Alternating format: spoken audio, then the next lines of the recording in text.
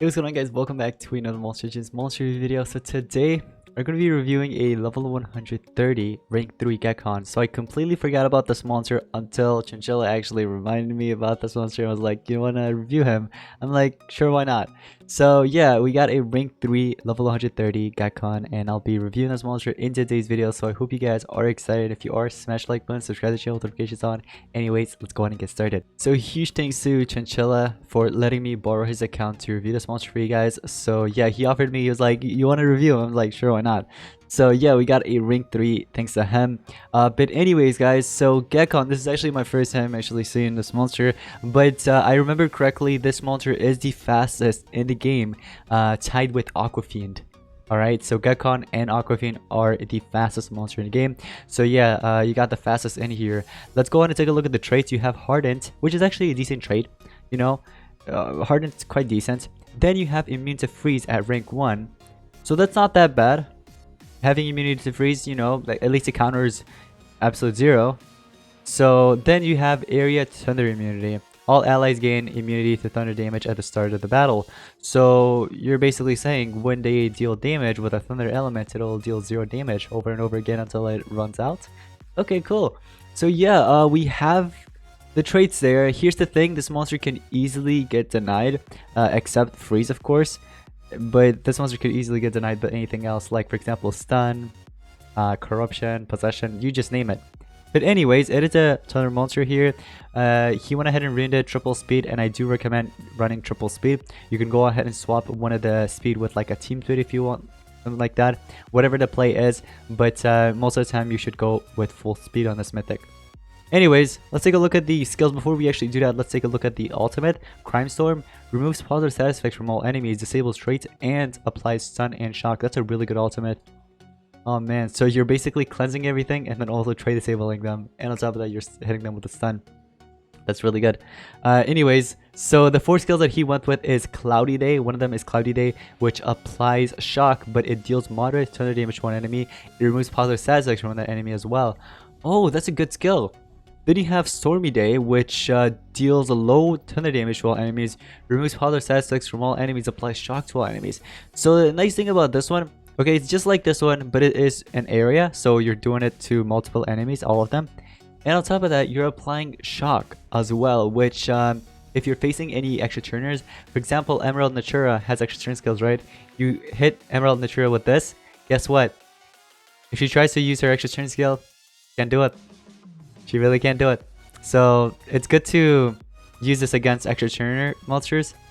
But anyways, you have Sunny Day here, which applies damage boost and taunt hater to all allies. Oh, kind of reminds me of that one lizard monster, the legendary one. You guys remember? Forgot the name of it. You guys can let me know in the comments down below. But it's a lizard with the immune to control trait, and he has a taunt hater skill as well. It's a legendary monster. But yeah, you got that skill. So if you face any taunt monsters, literally any taunt monsters, let's say Urder, I don't know why that just came up in my head first. Then we got Armor Cloud, kind of dead, those monsters because they're original mythics. But let's talk about other taunt monsters, like for example, the one that applies damage protection and stuff like that. Damage protection, shields and stuff. Mojodrag, that's the name of it. And many other taunt monsters basically. Anyways, so then we have the boss has a job for you, which removes all negative side effects from one ally, applies guard down hater to all allies. Okay, guard down hater. Triple damage against monsters that are affected by guard down. Cool. And yeah, so here's the thing. You can actually pair this monster up with Canine. You know? So Canine applies the guard down to all enemies. You apply the guard down hater, so Canine doesn't even have to do that. And then your attacker can eliminate them. Or whatever the play would be. Under the umbrella, removes all tortures from one ally, applies water protection and special protection. Ah, cool. So that's a 50% damage from special protection and water. So basically, when the enemy hits you, you only take half of the damage for 3 turns. You need to pay. Deals moderate thunder damage to one enemy, applies guard down to one enemy. Oh, here's the thing. So if you're not going to be running Canine on your team, here's the thing. He does have this other skill that applies guard down. So if you're going to be running the boss as a job for you, you can go ahead and swap either the Sunny Day, or you can go with either Stormy or Cloudy Day. So here is the thing. I kind of want to switch this skill right here. Here's the thing. On PvP, especially on PvP, most of the time you're going to be running against some Megatons, right? You run against taunts as well, don't get me wrong, but it's most of the time just Megaton monsters.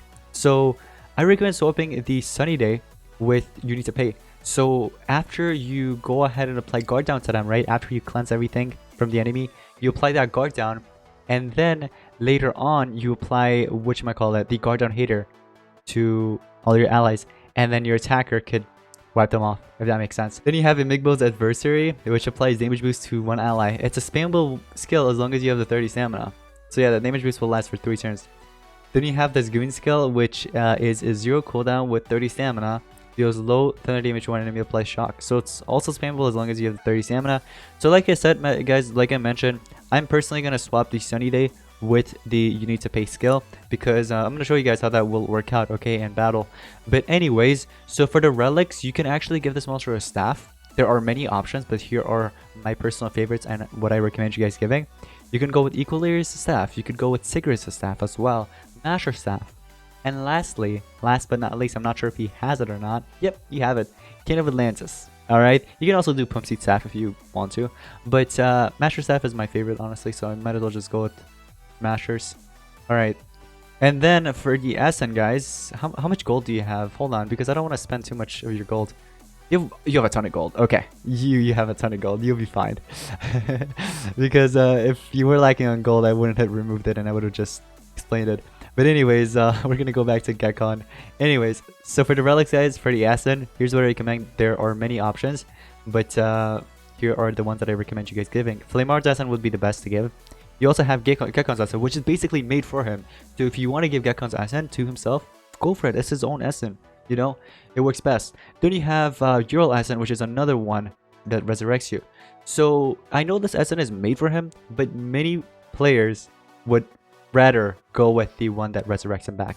So after he dies, he comes back. So that would be Flameart's Essen and Ural's Essen. But hey, once again, Geckone's Essen also works best.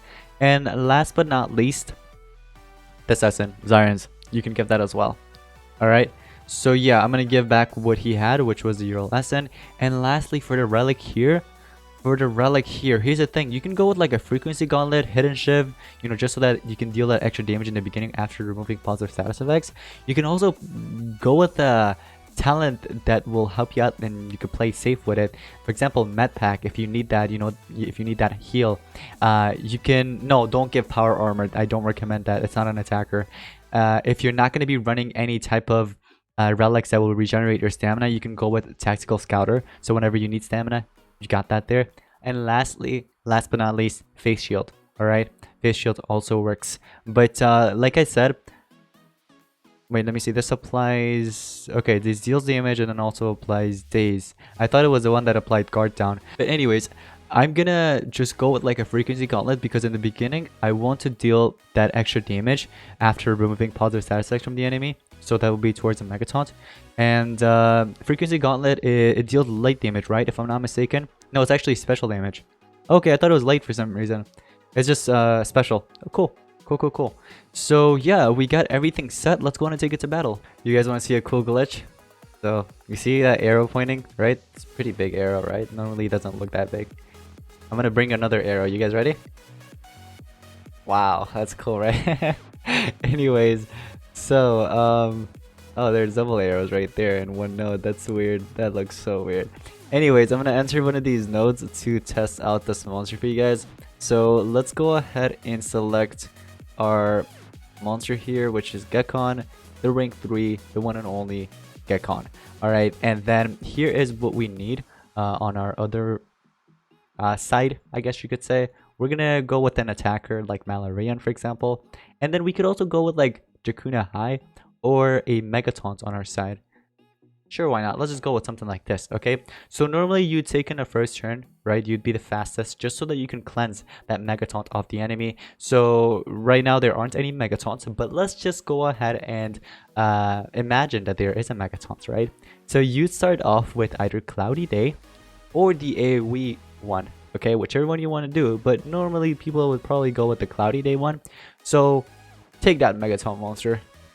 We remove positive status effect, and on top of that, we also, apply shock, and the gauntlet kicks in for that extra damage.